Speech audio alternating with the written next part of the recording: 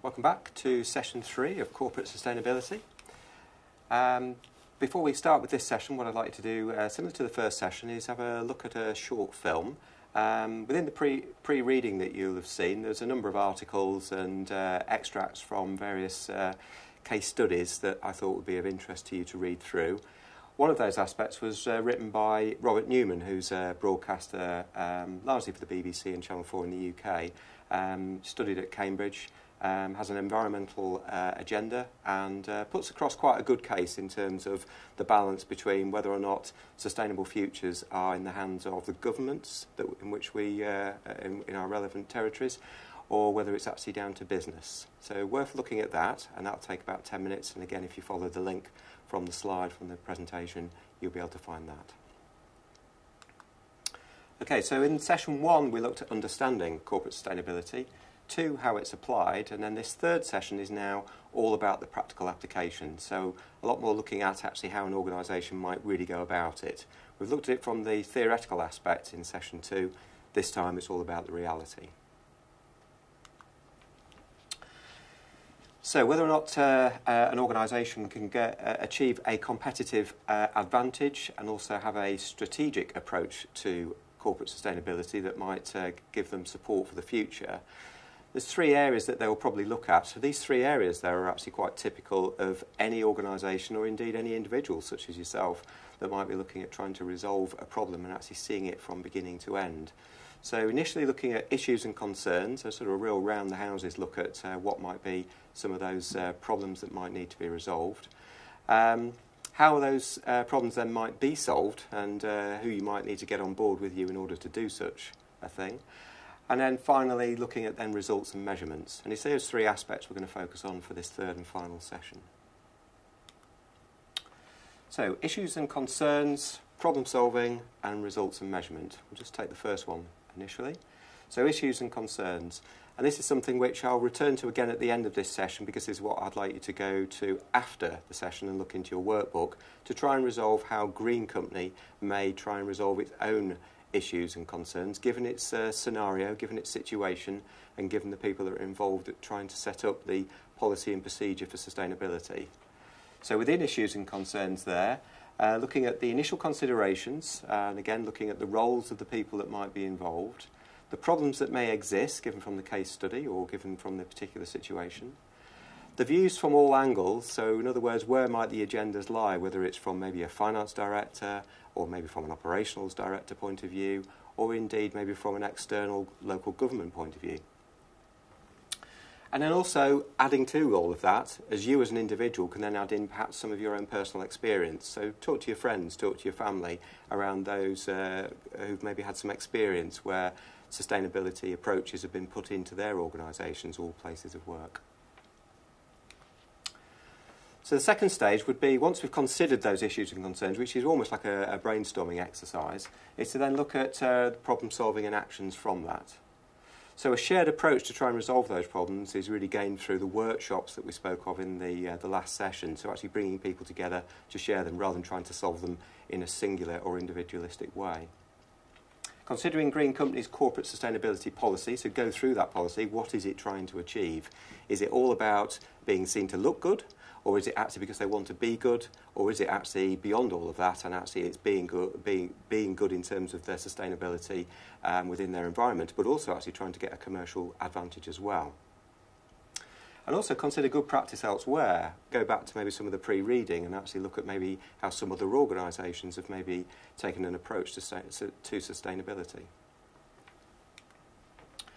Finally, as we discussed last time, we're looking at making sure that we actually have a measure, something that we can actually go to and say, because we've actually been able to put down some markers and some measures, we actually can see improvement and progress, and that is going to be all important. And part of the way of seeing whether or not some of the progress has been made is to actually adopt this and look at the first part. So does any of the resolution that we've got actually answer some of the queries and concerns we had in the first part, issues and concerns? We had a slightly lengthy slide, if you remember, in session 2, and I said that we would return to it. Here it is again. This time I'm going to highlight the key words from it so that we sort of make the point, and this again will help you with the the workbook activity at the end of this session. So if we're planning or plotting a strategic planning, then development and implementation approach for an organisation, what might those key activities look like? We've already looked at this before, but it is specifically just to remind you that the needs analysis needs to identify opportunities, issues and challenges. So where are they? Are they within the company or are they also around our neighbouring area?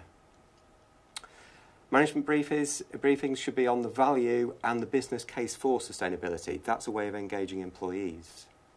Both internal and external stakeholders need to be considered. It's not just about employees, and it's also very much a consideration not only to look at just, say, the obvious such as local government interventions and maybe where funding or support may be available, but ask clients, ask customers, what do they expect from this organisation? Establishing a vision and goals so that the company can get on board with it. A simple message, maybe some form of branding could be helpful there. Assessing existing environmental and social initiatives, getting on the back of something that may already exist, is quite a good way maybe of an organisation to accelerate the process. Identifying, prioritising and implementing the initiatives. It's all about actually doing what you say you're going to do, and that's key to success. Otherwise, employees will quickly become disengaged. Training employees to integrate a sustainability mindset could be, as we mentioned last time, as simple as short statements and communications that are given to employees to act in a particular way. It could be reminders of some of their actions, whether it's above a light switch, automatic lights coming off in rooms. It could be a message on a pay slip. Lots of different ways and means of getting the message across to employees. Establishing performance measures and then tracking the progress towards given targets. Little and often is often the best way, particularly when you're trying to start a new initiative. And then reporting those achievements, and again that could be through a company magazine or journal that's both internal or external, and also even to the local community. So if that's the strategic approach with some key activities and initiatives, we also did consider, if you remember from session 2, who might be involved, and we've already sort of looked at that in terms of our three-prong approach, in terms of a practical way of actually managing sustainability within an organisation. And again, from session 2, we looked at the who and the why. So who would be involved, why would they be involved? And again, tried to highlight probably the key elements of this. Certainly employers and employees are absolutely key because they are going to be the driving force behind it, as much as some of the external bodies that may help contribute to that organisation's strategy. Why might they be involved?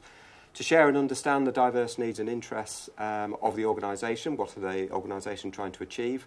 Is it, as we've looked at, a feel-good factor of sustainability, or is it that and also a commercial gain, possibly even a competitive advantage against similar organisations?